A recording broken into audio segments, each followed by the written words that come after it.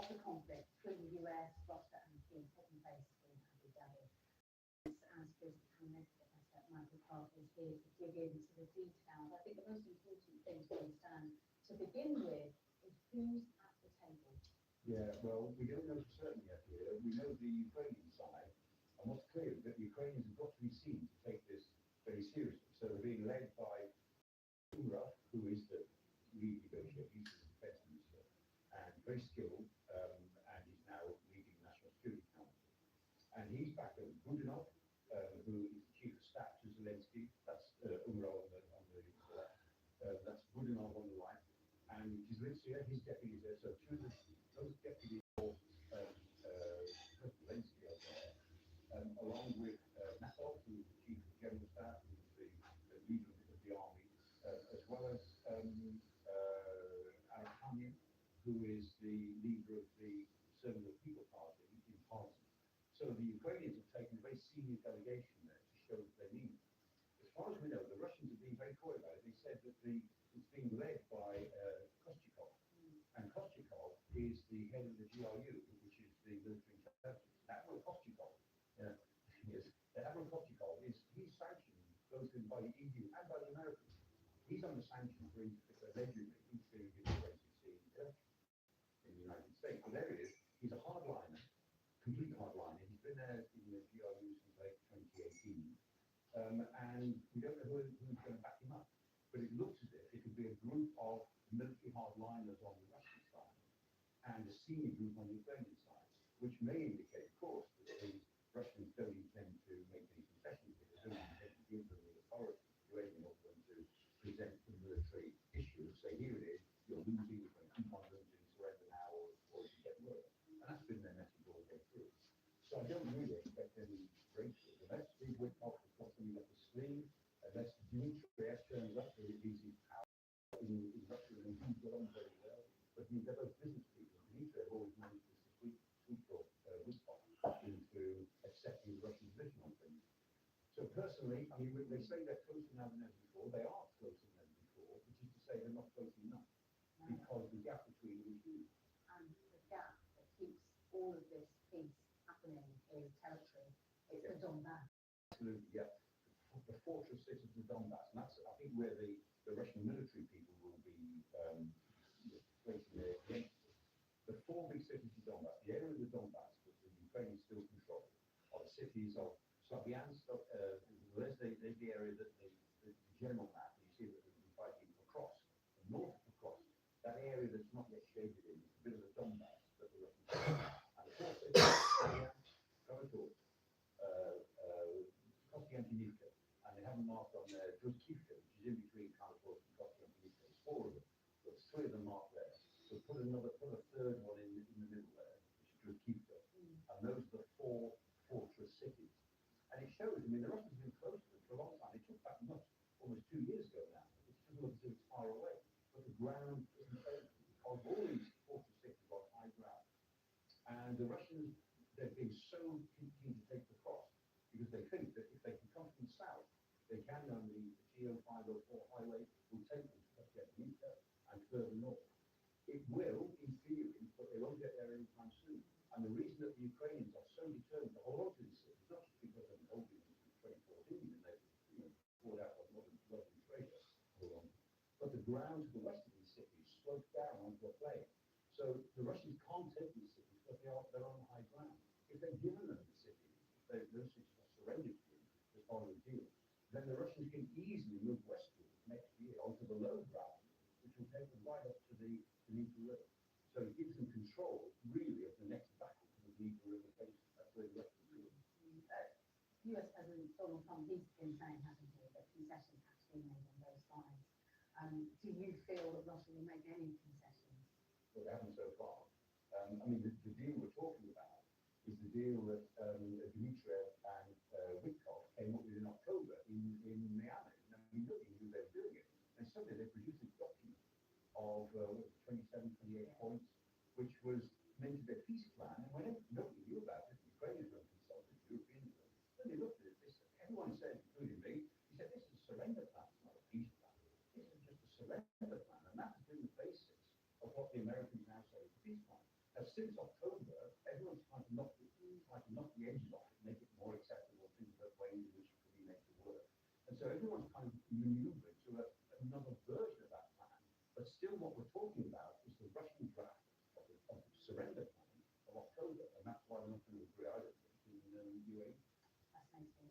Thank you so much.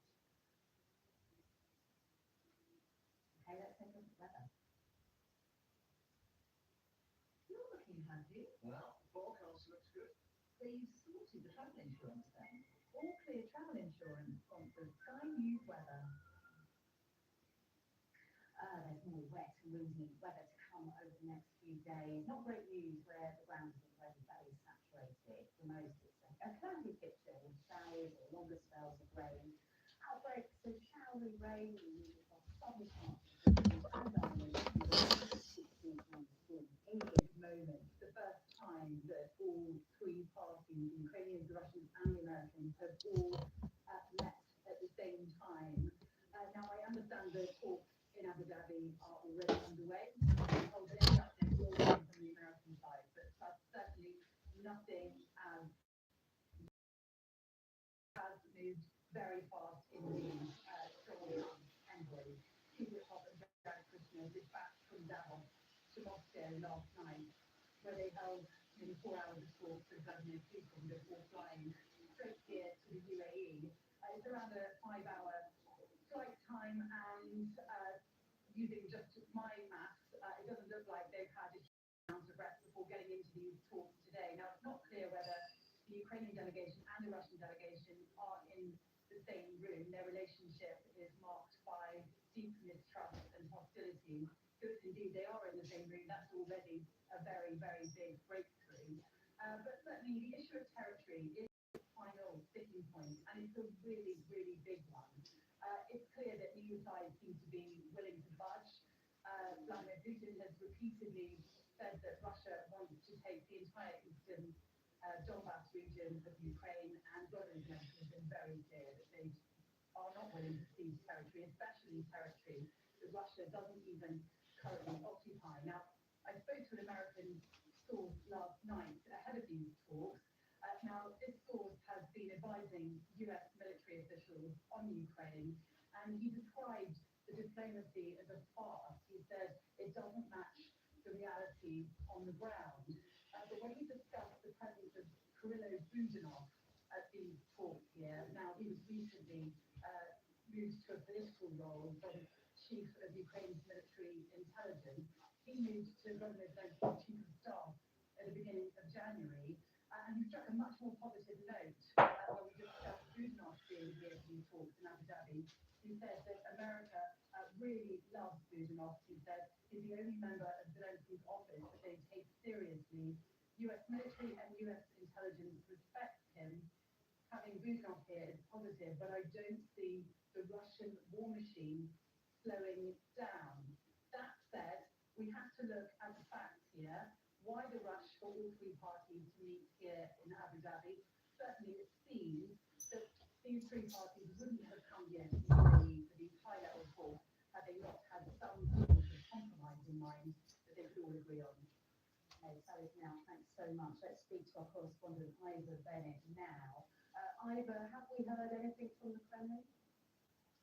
Yes, we've heard from Dmitry Peskov, the Kremlin spokesman, in the last hour or so. And I have to say his comments come, I think, as a bit of a reality check for everyone here. Ukraine and the US are saying that territory is going to be discussed at these trilateral talks in Abu Dhabi, implying that a deal is close. But there's no mention of that from Moscow. So Dmitry Peskov said that the trilateral talks will focus on security issues. He said that's why the Russian delegation is made up exclusively of military officers from the MOD here. He said that it was a working group on security issues. Now, they don't know exactly what those security issues are.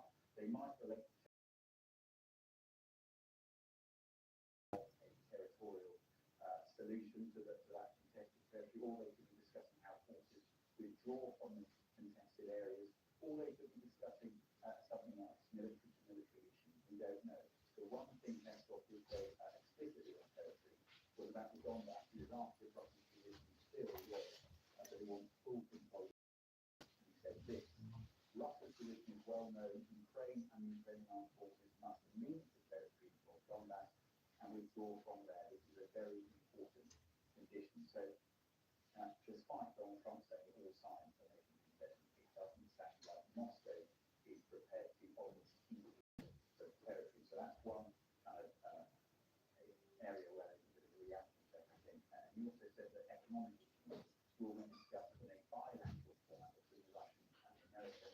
And on that side, Moscow's delegation will be led by Kremlin investment envoy for the nuclear he was for a number of times in Davos earlier this week, also in Miami and here in Moscow over the past few months. We didn't say specifically what those economic issues are, but we assume that they're talking about the reconstruction of Ukraine. This week, Vladimir Putin has said he's ready to commit frozen Russian assets in the US to help rebuild areas affected by the war in Ukraine. He didn't specify which areas, and there's a question mark if it's just areas that Russia controls.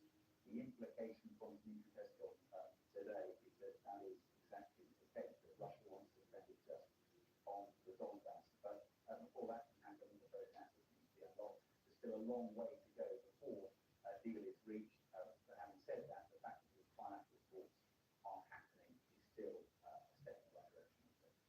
Okay, for now, Ivor, thank you.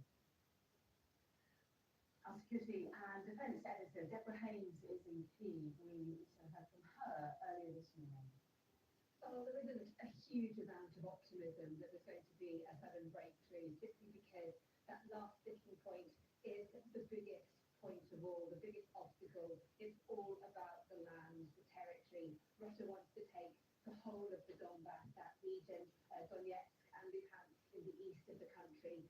Yet it's already controlled about 80% of that land after almost 4 full years of its full-scale war, and actually dating back to 2014 when Russia first invaded Ukraine, seizing Crimea.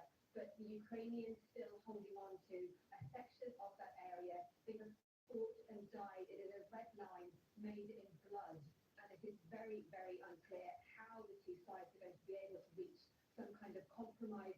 But it's really important to stress just how extraordinary the meeting is going to be today in the UAE, when you have actually senior Ukrainian and Russian officials sitting across the table from each other, sworn enemies.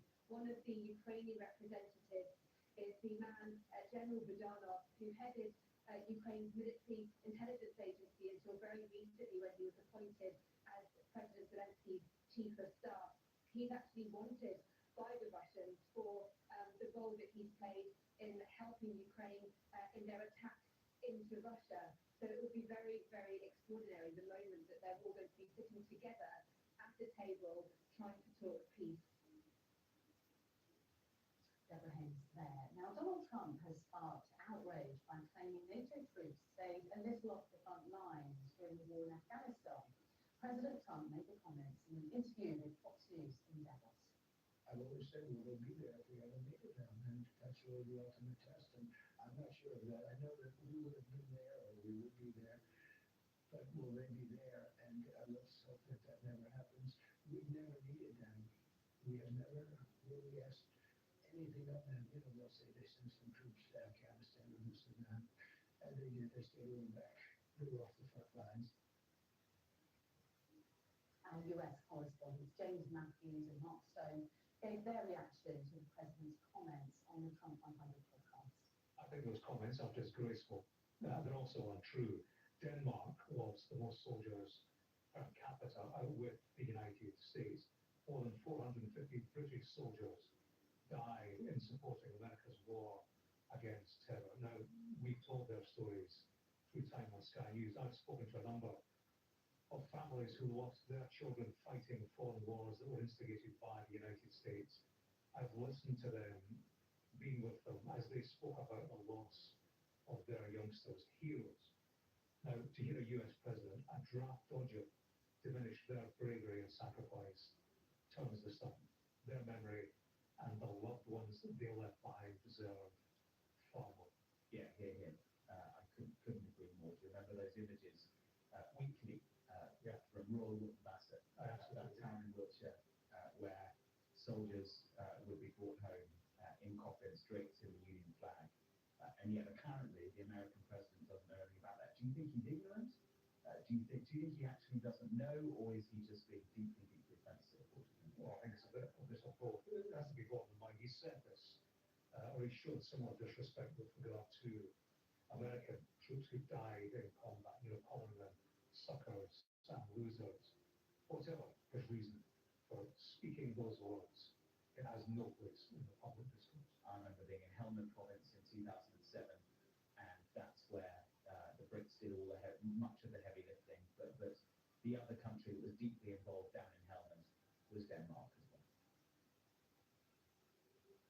Well, here in the past hour, Defence Minister and former Marine Al Khan posted this video to X. Tracking some comments made that NATO troops stayed a little off the front lines in Afghanistan and that the US has never necessarily needed us. Well, it's a real shame to hear that. The only time NATO has ever enacted Article 5 was after the 9/11 terrorist attacks, when the United States and the world rallied to the support of the US. Our agencies, our forces, our politicians, we all stood together, shoulder to shoulder, and responded. On Afghanistan, frankly, this is utterly ridiculous. Many courageous and honourable service personnel from many nations fought on the front line. Many fought way beyond it. I'd served 5 tours in Afghanistan, many alongside my American colleagues who shed blood, sweat and tears together. But not everybody came home. These are bonds, I think, forged in fire, protecting the US, our shared interests, but actually protecting democracy overall.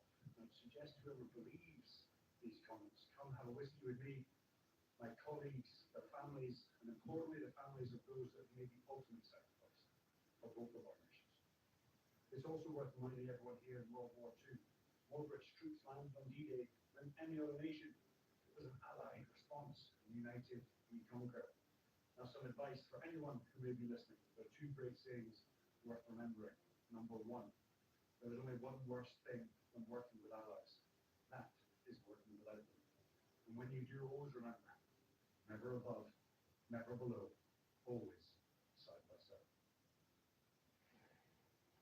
And in the last few minutes, Defence Secretary John Healey has posted this on X. NATO's Article 5 has only been triggered once. The UK and NATO allies answered the US call, and more than 450 British personnel lost their lives in Afghanistan. Those British troops should be remembered for who they were, heroes who gave their lives in service of our nation. Posting that in the last 7 minutes. Well, in the last hour, Conservative leader Kelly Badenoch has also criticised Trump for his comments. She said this: Trump saying NATO allies going from the front line in Afghanistan is flat out nonsense. She said British, Canadian and NATO troops fought and died alongside the US for 20 years. This is a fact, not an opinion. Deserves respect, not veneration. Let's talk more about this issue. I'm joined now by Labour MP Calvin Bailey, a former RAF officer who served alongside US Special Operation Units in Afghanistan. Thanks so much for joining us, Mr. Bailey. Given your service in Afghanistan alongside US troops, how does the conversation today about NATO contributions sit with you?